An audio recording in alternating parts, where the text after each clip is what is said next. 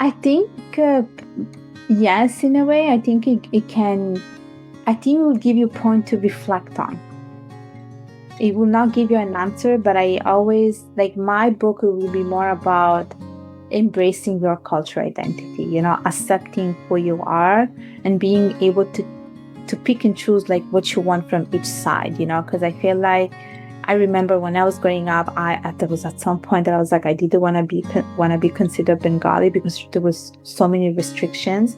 But now that I'm much older, I'm able to see the beauty behind the Bengali culture, which was something that I could not see before. So I feel like it's like the book is more about accepting yourself, embracing yourself, seeing the fact that you have so many cultures within you, more like an asset. And I always say, like, people who have multiple cultures in them, maybe, like, I think they're like interesting people. It's a conversation starter, even though initially I never thought of that of myself. Like, literally, I was like, I don't want to spend 30 minutes explaining my history to people, but now I'm like, at least I think I have something to talk about. Welcome back to Living the Next Chapters, an author podcast. We get to meet great authors from around the world.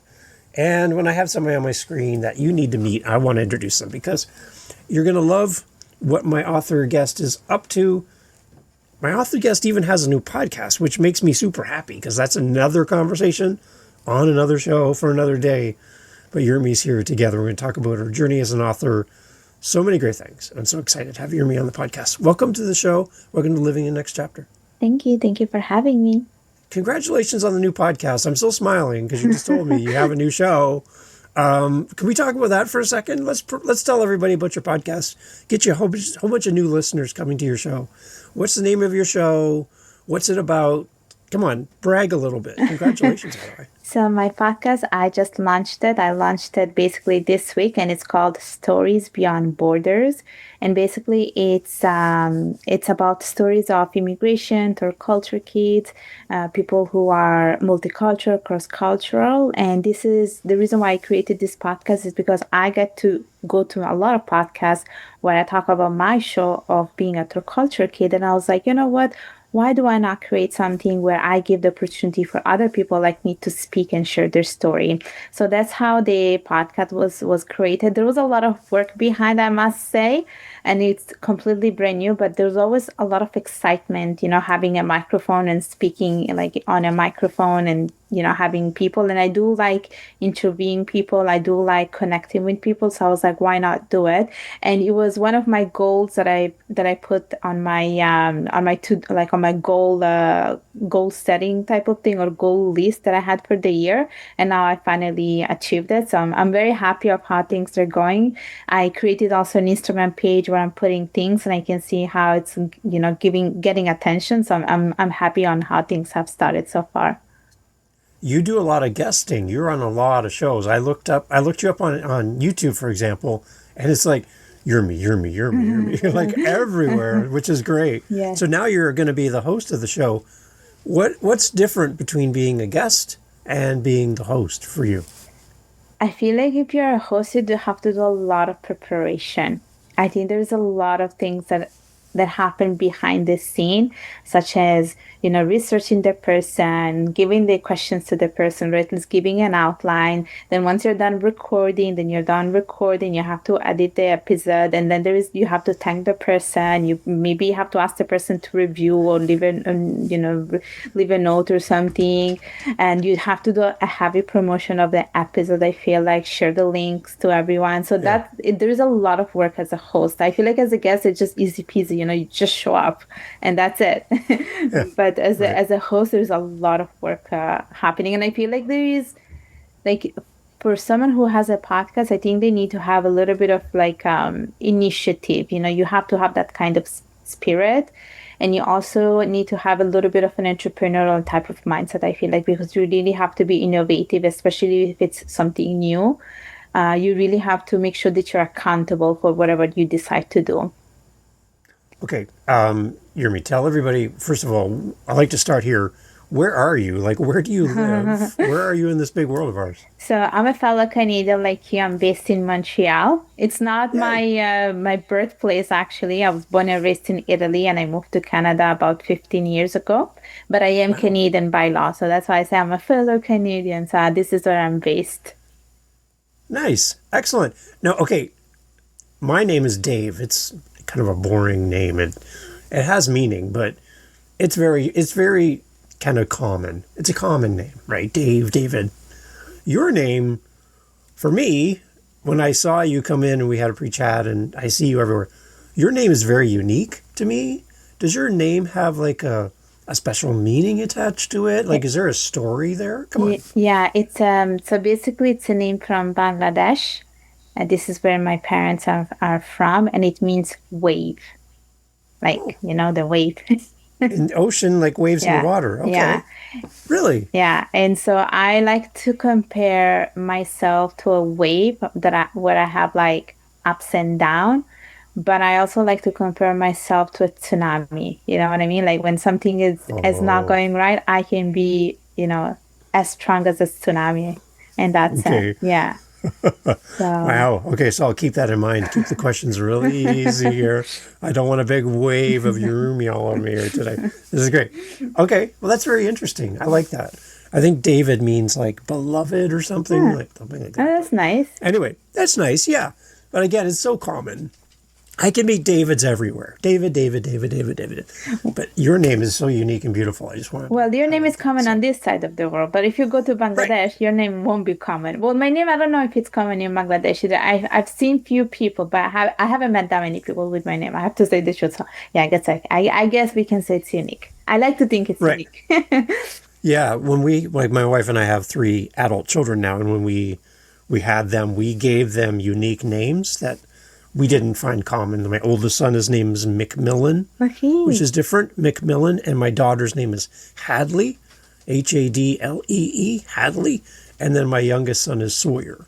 So we wanted some names that were unique. The only problem is when they go to a store where you can buy your name on a shirt, their names are not on any shirts. They're like, you gave me this unique name, but it's not on a mug. I can't buy it on a Same. thing. But Same. right? Yes, Right? same. So yeah, you know what that's like. That's good. I love your name. It's beautiful, Thank and you. I'm excited to have you on the show. You, beyond creating a brand new podcast, which I'm still smiling about, you are an author and a writer. You've been doing this. So I like to kind of go back to the origin of how this started for you, because there's authors listening and they're just starting. So hearing your story helps inspire them to become a writer, become an author, and write. How did it start for you? What was the origin to begin writing a book? So it started in 2022 or 2021. I was reading another book back in the days. It was called Confessions of a Brown Girl, and it was like a self-published. It was also self-published, the book. And then I was like, okay, I'm gonna reach out to this author because as I was reading her book, I felt like she was very accurate about, like, I felt like she was talking about my life.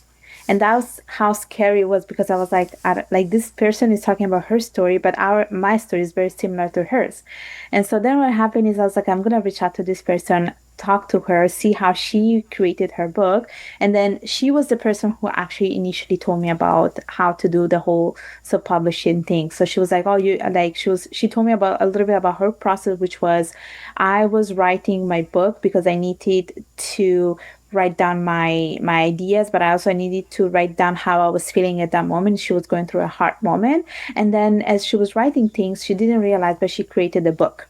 And then she was like, I was like, okay, I'm just gonna self-publish it. And then what happened is I was talking to another person, he's my friend, and he's also a self-published author, he's a professor. And I said, oh, you know what? I think I wanna like create a book. I wanna be a self-published author. So he suggested me this other book called How to Write a Book in 30 Days. And so I was reading that book. Now, I don't remember the author. I was reading that book, and I must say that it wasn't so useful to me because I feel like I knew how to, get started. I knew how to somehow write a book.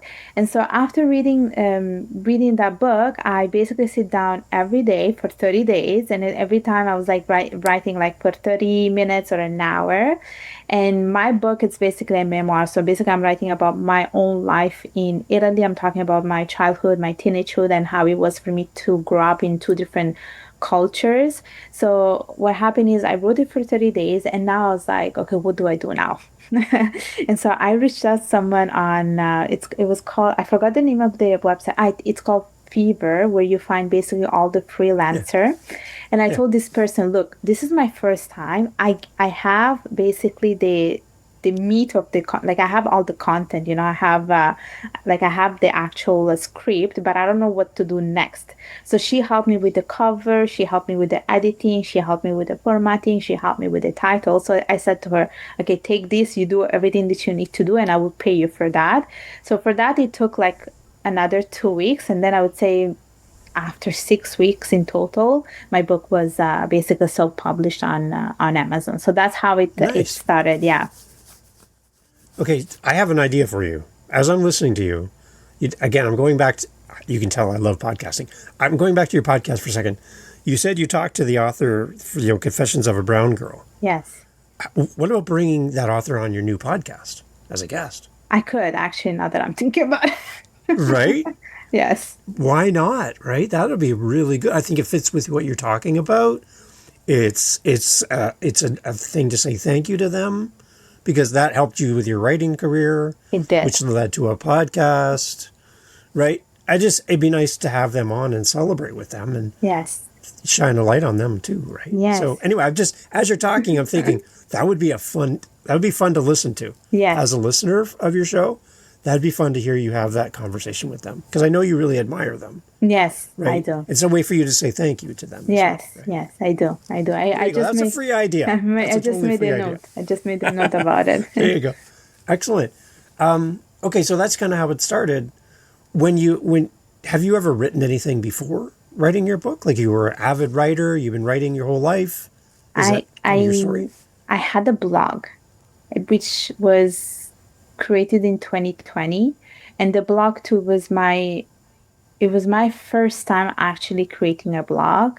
There's so much work behind it, especially when it comes to creating a website. I didn't think there was so much work, but there's so much work. And then that was the reason why I started the blog, because I told myself I have a little bit of time now, so I'm gonna start the blog and work on my writing skills through the blog.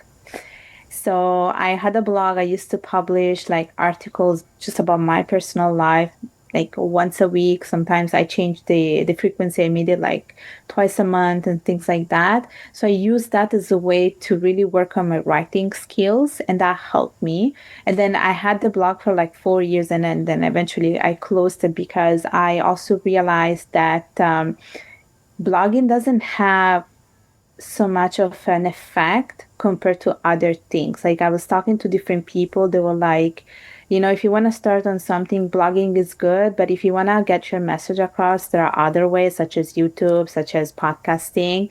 And I feel like it's probably right. I feel like people prefer to probably watch things or listen to things rather than like reading. But I'm a big Yeah. reader, for instance. Like I love reading. Like I love reading so much. Like I just like I don't like I'm also thinking, okay, I'm not a big blog reader, but I'm a book reader. Like I Yeah. love reading books. And I always Right. say like every reader is a writer. That's how I like to think of it. And I also like to think that every leader is also a writer or vice versa. So I don't know. I feel like everything is just connected, and I feel like it's just how I see myself, for instance. Okay. Yeah. That's unique. I like that you say that every reader is a writer, and basically every writer is a reader, maybe because it was both ways, right? That's unique. I like that. I think for those people that are listening that are thinking about writing, there's a lot of like, who would ever read my book? Like, there's so many amazing authors in the world. There's so many people who are talented. Who would ever care about me and what I have to say? If that person's talking to you, what would you say as a response to them? I would say no one has the same story as you, for Right. instance. And I have a lot of people always telling me that thing. Like, it's not just about books, it's just things in general. Like, why would I have a business when there are so many like me? But then I'm like, but no one does it the same way you do it, you know? And I feel like the same goes with the book as well. Like, I also told that to myself, why would anyone buy it? But it wasn't for, like, I'm not doing this for the people. I'm doing this first for myself, you know? Like, I want to Yeah. be able to and tell everyone, like, I'm got to write a book, you know? I am a self-published author. I have accomplished this because I feel like everyone's dream is to write a book, but no one actually does it, you know? It's just there, you know, but it's never concrete, this whole idea that we have. And for me, like when I wrote my first book, it was like, I want to be able to tell the world that I did it, you know? It doesn't matter that I don't have like a million copies. Whoever wants to read it would pick up the book and read it. Yeah. And I'm happy actually of the results because I didn't realize, but there are people who actually like read my book. Like I can see it on like on what is it called, KDP, Yeah. where you can see who buys it when they buy it and things like that. And I'm like, okay, you know, I did like it wasn't my whole purpose to like sell so many copies. My purpose was to, you know, have a message out there and be and feel accomplished as a person. So Yeah. Yeah. Okay. That's a good perspective. I like that, Urmi. Let's talk about your book. Let's talk about what you're writing and kind of who your audience is. Who do you envision as a reader? Tell us more about what you're writing. So basically, the book is about a third culture kid, basically myself. So for those who do not know a little bit about my background, I am Italian by birth and Bengali by blood. So I was born and raised in Italy, and both of my parents are from Bangladesh. And when I was growing up, I always felt like I did not fit in from a cultural point of view. I did not feel I was Bengali enough. I did not feel I was Italian enough. But there was a lot of struggle, and I feel like at times the two cultures were in conflict with each other. Two cultures have a certain type of values that were not really coinciding with each other. And so I always felt like I was pulled in either one direction, but I was never thought to embrace both of them. And so I'm talking about this in the book and I'm talking about different experiences that happened to me as I was growing up. And I talk about this from a perspective of a South Asian woman. And I do like to specify this because being a South Asian woman comes with certain, I would not say challenges, because the Bengali culture is very gender biased. So that made it even more difficult for me in certain ways. And so I'm Right. talking about this in the book, and I talk about certain things, such as like one of my most vivid memories is me going to school, me being a Muslim girl going to, you know, a typical Catholic school and seeing a church and seeing the crucifix in the classroom, so seeing nuns at school and wondering who the hell are these people? You know, no one ever taught me about this. And so I'm talking about this in the book. I'm talking about how, you know, I was always told not to take religion classes at school because there was a fear that I was going to convert, or the other things such as, you know, you are not allowed to dress a certain way because this is not accepting in the Bengali culture. And Yeah. I'm living in Italy where I see everyone else around me dressed in another completely different way, whereas I was always told to be very modest, very covered, and blah, blah, blah. So I'm talking about this in the book, and my book is mainly for South Asian communities, but also to third culture kids, people who have multiple cultures within them. And sometimes they are in a path where they feel very lonely because they are not able to find people like them around them. And that's how I felt because while I was living in Italy, there were not that many immigrant kids around me. I was the Right. only one. I was literally the only one. Like in my school, I was the only one who had parents coming from Bangladesh. There were no other, you know, people from other countries or culture. Everyone around me was Italian. So I always felt like I really have to explain myself every single time to people because even for the Yeah. Italian community, it was something new to them to see someone who was different from them. And so I'm Right. talking about that in the book. Okay. So, like here in Canada, I feel like we can always do better, Yeah. always. But I feel like in Canada, people come to Canada and feel like they can be themselves. That you don't have to become Canadian to be in Canada. You can come and bring your culture to Canada. You can live your culture in relative freedom. I don't think it's perfect, Yeah. but it's better than some places maybe that is more accepting of you to come with your culture to our country. did you feel that way when you came here compared to kind of growing up? Is there a comparison at all? So here's the thing. When I was living in Italy, here's how I felt. Like among my Italian people, I feel like they always made me feel I was Italian, that I was one of them. And then when I was, let's say, with the Bengali community, they always made me feel like I was one of them. But me, I didn't want to be either one. I wanted to be both. And so I always felt like it was hard for me to bring a little bit of each other side in, like in one side or the other, because let's say I said something that was maybe not accepted in the Bengali community, then I was like always super judged. So I always had to be Yeah. careful about the things that I was saying or not saying. And then when I moved to Canada, I must say I was pleasantly surprised about the amount of diversity, because I feel like in Italy, when you're walking on the street, all you mainly see is Italian people. Now, maybe it's a bit different. It's been also a while since I moved. But Yeah. here in Canada, I feel like there is really a little bit of everything. Like literally, there is a bit of everything. And what's even more beautiful is that we have a lot of like mixes, like you have people that are this and this, then you have people that are this and that, or like, so a parent coming from one side, another parent coming from another part of the world. You have people born in a certain country, moving to Canada from another country. And I feel like that's the beauty of Canada. I feel like you can be whoever you want to be in Canada. And Canada, in a sense, is very welcoming in that sense. But at the same time, in Canada, especially Montreal, I feel like we celebrate really everything. Like we have now the Italian festival, then we have the Asian festival. So you are able also to, you know, be connected to your roots at the same time if you choose to have that. So I feel like you can really be who you want to be. You can embrace whatever you want to embrace. And I feel like in my experience in Canada has been different, but different in a very positive way.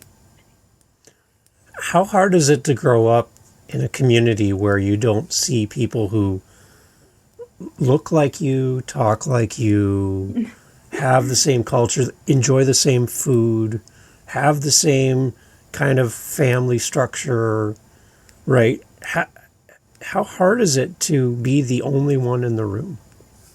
It's it's difficult, I have to say, because like I feel like my teenage life especially would have been like I wish it was a bit different than what I had, because my high school friends, which they were pretty much all Italian, like I feel like they had a different teenage life than me.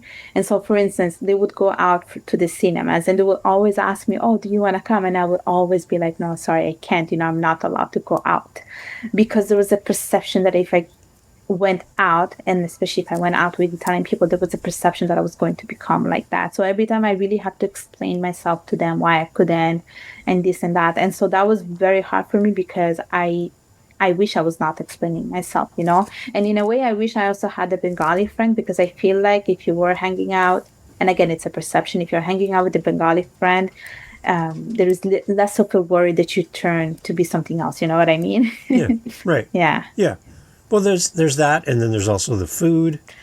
There's the language. There's a lot of different things you're going to navigate. Yeah, the food was also a big one. I remember I could not go out and have dinner or lunch with anyone, or I was always told not to go out and have lunch, because the Italian cuisine is made a lot with pork, and then we throw, wine, things like that. And I was always told, no, you're not gonna eat outside. They don't eat the same thing as you. They eat, cold cuts and things like that. You have to be careful about everything that you eat. And because of that, I was like, okay, you know what? It's okay. I'm not even gonna try. So I did not go to a lot of Italian restaurant when I was growing up, and people look at me and be like, "But how come? But you're from Italy." I'm like, "Yeah, this is how I was raised." Right. Was it lonely for you then growing up to not have like somebody who lived like you lived and had Yeah. the same culture as you have? Like, was it lonely for you then? At some point, yes, and that's why sometimes Yeah. I feel like I wish I had a mentor, someone that was like Yeah. like me. I did not have that. And that was another thing as well, was that when my parents moved to Italy and then I was born, I think I was one of the first one. At least that's what my father says, because I don't see anyone that was older than me. I did not have anyone in the community that was older than me.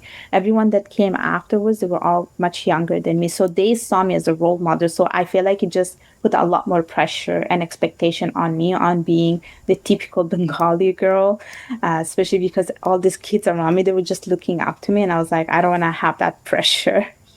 Yeah. Yeah. How many languages can you speak? I always say 4.5. The 4.5. What's the point five? Spanish Okay. Wow. thing. Yeah. Okay. But now, see, okay, I have to say from my point of view, talking to you, that to me is your superpower, that you have all this different cultural variety, you can speak languages, you've been other places. I've been in Canada. That's it. I haven't lived anywhere else except Canada. I kind of know a little bit of French, even though I'm supposed to know more because I live here. But you know way more than I do, which gives you a bigger picture of the world than I have. So as much as growing up in Italy with a Bengali background and family, you have like an advantage over me in that you can go places, do things, and know things that I don't know. So I kind of look at you as inspiration just because of how you were raised. It took me a while to accept that. I have to say the truth, because like I had this type of conversation with close friends, people that are similar to me. This was after I moved to Canada, and I told like they are the people who made me realize the fact that you having all this exposure, cultural exposure, and all these cultures within you just makes you an asset. It's your strength. You should see that as a strength. But it took me a while to see that as a strength, because, and I will tell you, and I will give you an example. Like I went back to Italy last year, and I went back to the city that I was living in, Milan, where I was living before coming to Canada, and I did a high school reunion, and I went in front of my house where I used to live before moving to Canada. In that moment, I was feeling very bittersweet because I was seeing my younger self walking through that gate to go to school, coming back from school. But that place was no longer my home, like when I look at my all of my high school friends, they have a home to go back to because they always stayed in that one particular place. So all their memories are there. My memories are pretty much scattered all the places that I have lived. Like I was born in Sicily, moved to Milan, then went to UK, came back to Milan. Like everything is just literally scattered. Like there isn't one particular place that I can go back to. Like for me, home is a feeling, which is Italy. And now again, my parents are not living in Italy; they moved to UK. So that, so even that, So for me, that was a bitter, sweet feeling because I was like, I wish I could go back to this home that I was leaving, and I can always go back to it, but I cannot. I just can't. So for somebody who feels like that or has lived in different places and maybe struggling with identity and finding your sense of who you are as a person because you've been in so many places, is that something your book is going to help them with? I think, yes, in a way. I think it can, I think it will give you a point to reflect on.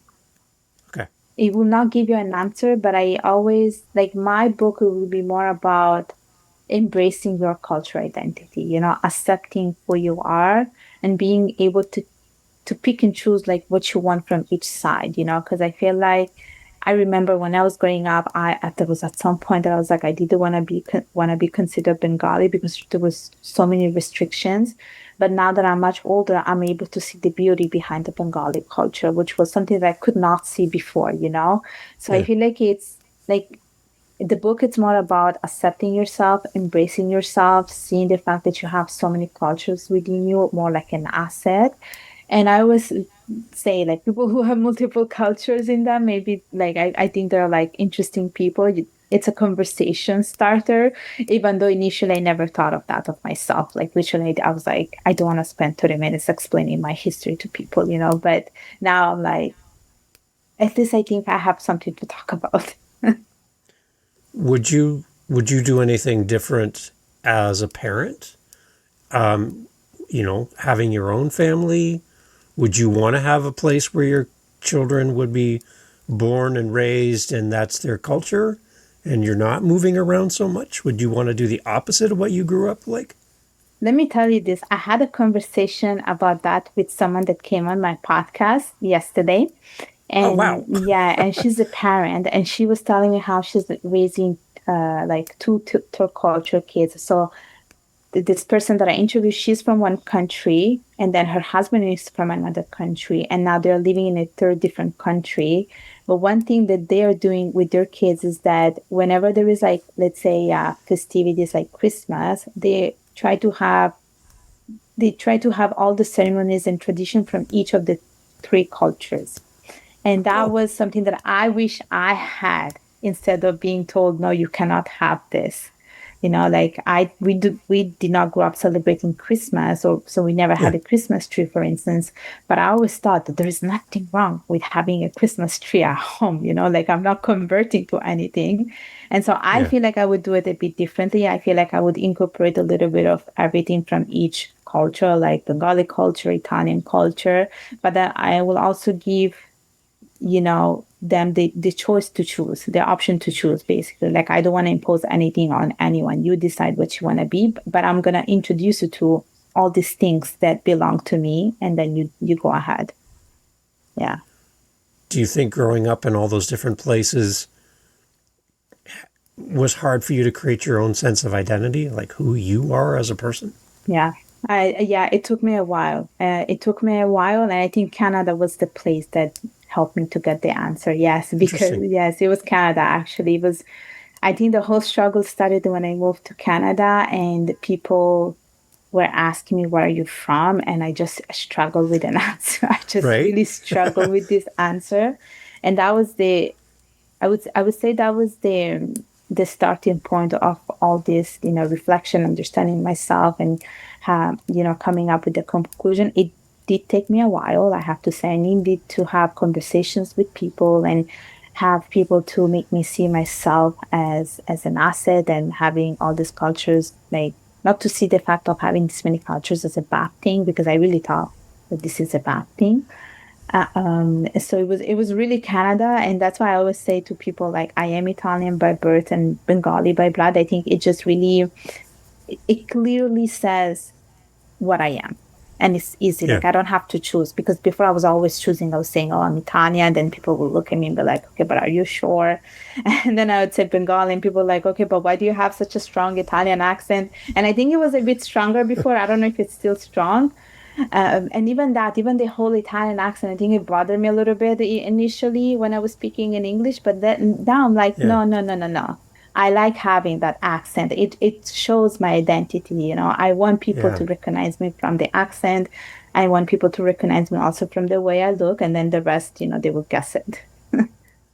So the beautiful thing for you is you could go to an Italian part of Montreal and be standing there and people talking Italian and they don't even know you know how to speak Italian, and you can hear exactly what they're saying and they have no clue. They think you don't understand them. So they just talk. And yeah, And you're like, "Hey, are you talking about me?" Like yeah. you can hear them and understand It it. I like actually that. happened a couple of times. We were in a restaurant. This was not referred to me. I was in a restaurant with a friend, and the waiter was like making a comment about the girl in Italian. I was just listening to it, and I was like, really? Like, I understand everything. He was making a comment about the girl.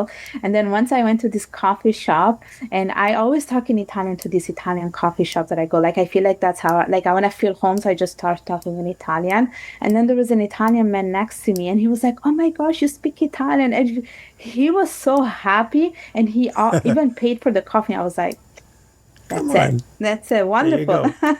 Yeah. Yeah. Yeah. See, no, that's your advantage. I can't do that. You hear me? I can't do that. I like it. I like it. So between the book and the podcast, do you think there's a relationship between the book and the podcast? Are you going to try to build a bridge there? I think there is a relationship, and I think it's always the theme of like around culture and being Yeah. multicultural. I think it's always the same theme. And because even with the podcast, it took me a while. I was like, what do I want to talk about? And I was like, I'm gonna make it easy. And I was like, this is what I want to talk about. I want to have conversation of people moving around, people struggling with their identity, feeling the same way that I felt. And then, maybe we can build a community from there and people can come together and feel less lonely, because I feel like sometimes when you go through that journey, you do feel lonely. You feel lonely and you Yeah. feel abnormal. I think that's Right. that's probably the biggest thing. You feel abnormal because everyone around you doesn't have the same questions that you have. Yeah. Now, I'm much older than you are. You hear me? I know that. And I'm very aware that I'm much older than you. But I know that when I was growing up a long time ago, and you can start laughing now, the last thing I wanted to do was stand out and be different Mm, than everybody else. Because when you're different, people don't know what to do with you as a person who's different. If you don't look like everybody else, sound like everybody else, if you don't fit in, yeah, you stand out. yeah, And when you stand out, you can sometimes be a target. yeah, Like people treat you different, or sometimes they're mean. yeah. Kids can be really mean, right? Kids can be very mean, especially if they don't understand you. And like for example, you don't eat that kind of meat. What? Well, what's wrong with you? Yeah, Like that's normal. Like yeah, that's what we do here.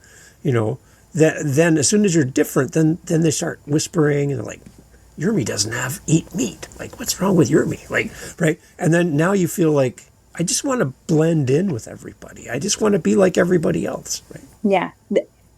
That's how I felt, especially when I was a kid. I wanted to basically blend with everyone. I didn't want to be different. But now that I'm older, I'm like, you know what? I don't want to blend in. That's how I'm feeling. Now I'm like, I just want to stand out. And it's okay to be different. It's okay to be different, honestly. Like, there's no such bad thing. I feel like, when you're different, you do really stand out. And I think it makes it a bit more interesting when you're different.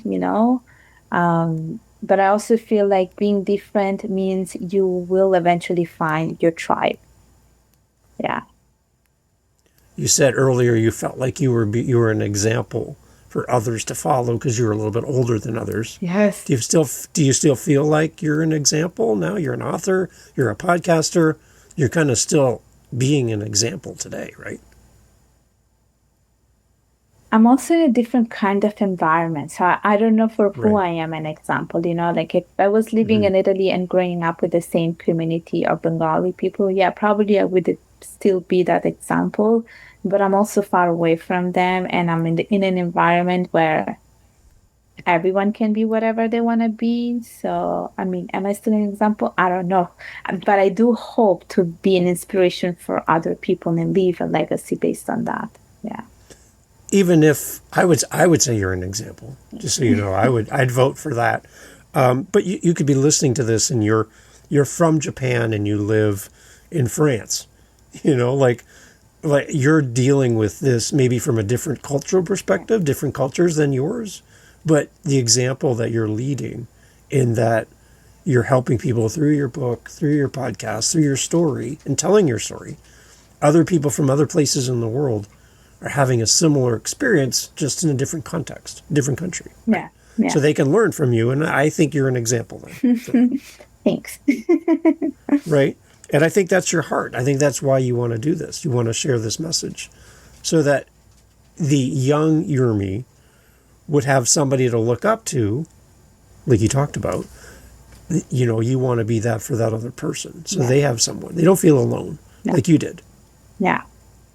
Yeah. That's the whole purpose. Like I don't want people to feel alone, exactly. And like you said, like depending on you don't have to be necessarily Bengali time. You can be, like you said, Yeah, Japanese, French, and go through the same yeah. struggle, because I know they do. I have met people who go through the same struggle. So it doesn't matter from which country we come from, all our culture could go through the same struggle. So one of the fun things about podcasting, which you're going to know and love over time, Yurmi, is that people listen to your show. They fall in love with you as a host. They come for the content. They come for what you talk about. But over time, they have a relationship with you because you keep showing up. They make time for you in their calendar, and they look forward to you showing up for the next time, right? Mm-hmm. And then you have a relationship, even though they've never met you, because you show up and they listen to you. They really build you into their life.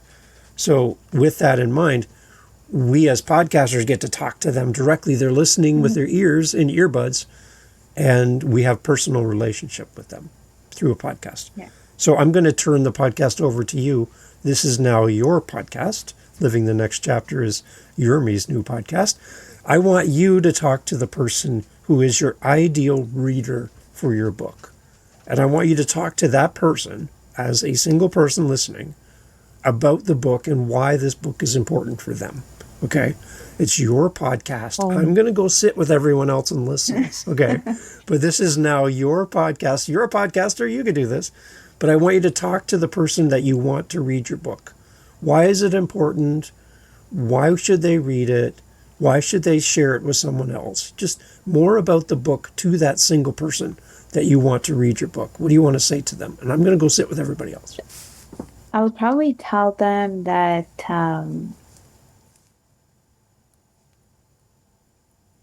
you basically learn about people's life through storytelling and through books. And if you want to educate yourself, especially if you have people around you that are multicultural, that go through, struggles of being third culture kids, then this is your book to choose because you want to be aware of what's out there. And you also want to come to a space where you don't have judgments. We live in a world where we do have these biases, especially when we see people, but we want to be careful about how we approach and how we assume things because not everyone is the same thing. And we want to be mindful about that.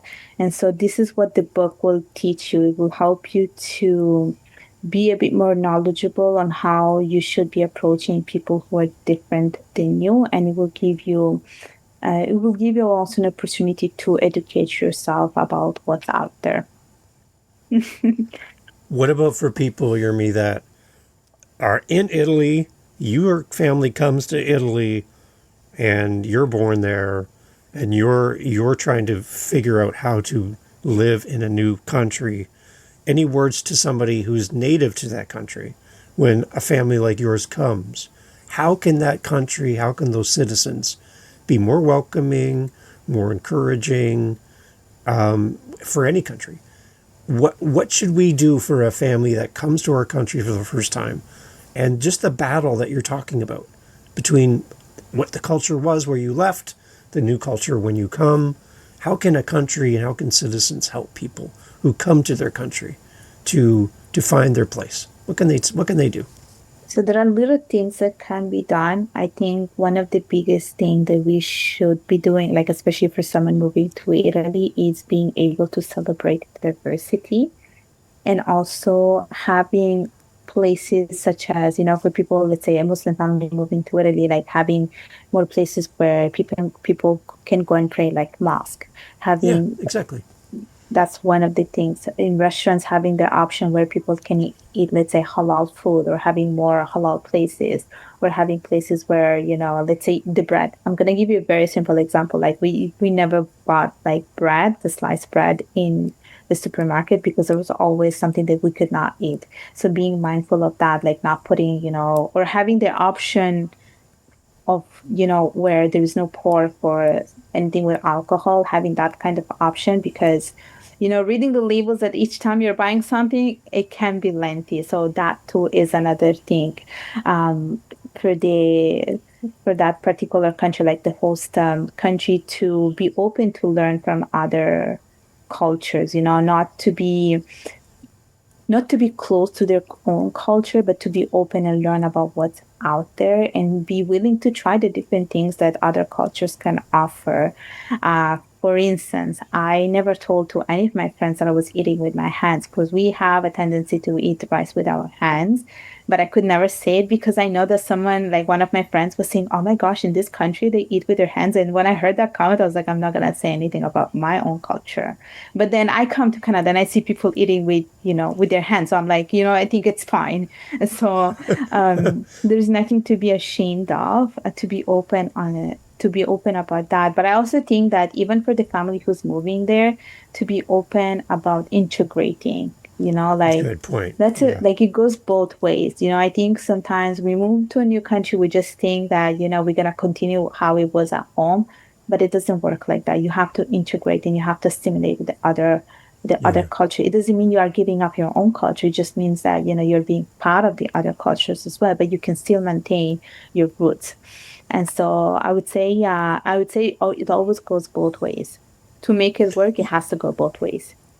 Yeah. So if I got on a plane and went to India as a Canadian, I wouldn't expect people from India to become Canadian because I'm there, right? No, I came to your country. So I need to figure out how I can fit into the culture there, right? Same thing. So yeah, I like that you give both perspectives on that. Yeah. We have to adapt and they need to adapt. We need an agreement. Yeah. Right? Yeah, exactly. Coming to a common point, basically. Yeah. Smart. Well, okay. I love it. Urmi, I could talk to you all day. Congratulations on the book. Congratulations on the podcast. I know I'm going to have you back on the How to Podcast series to talk about your show in more detail, to celebrate your new show and all of that. I'll have a link. I have your link tree. We'll put that in the show notes. But is there a place where people can follow you on social media? Is there somewhere where you are active, where people can connect with you? Yeah, definitely. My LinkedIn is very active. It's called Urmi Hossain. My YouTube channel called Urmi Hossain. There's also my podcast called Stories Beyond Borders, and of course, there's the book that everyone can purchase from Amazon. And if they have if they have Kindle, they can just read it for free. So those are the places where people can find more about me. Excellent, Urmi. Thank you so much for being on the show. Again, congratulations. And I need to learn 3.5 more languages to catch up with you. So I got a lot of work to do. But thank you so much for being on the podcast. Really great to have you here. Thank you. Hey, as we exit the podcast, as we leave out the door, I know the car's running. Somebody's eagerly waiting for you to get out there and go home. As we exit the podcast, I just want to ask, if you have time, I would truly appreciate it. We ask for you to do this for our authors.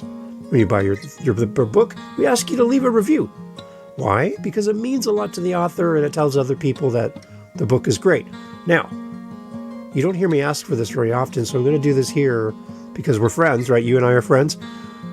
I would love a review of this show because it'll tell more people to come and listen to this podcast. So if you have Apple, wherever you're listening, there's probably some way to give a star rating or leave a comment about the show. YouTube, you can always leave comments on YouTube. Every episode's there. I'd love to hear from you. Leave a review, leave a rating, and share this with somebody. That's probably the best way to grow the podcast, is for you to share it. And by listening to the end of the episode, like you're doing right now, tells all the apps this is a good podcast. So thank you for already helping me by listening to this part. But go leave a review. I'd love to hear your thoughts. And thank you for being part of the podcast family. Take care.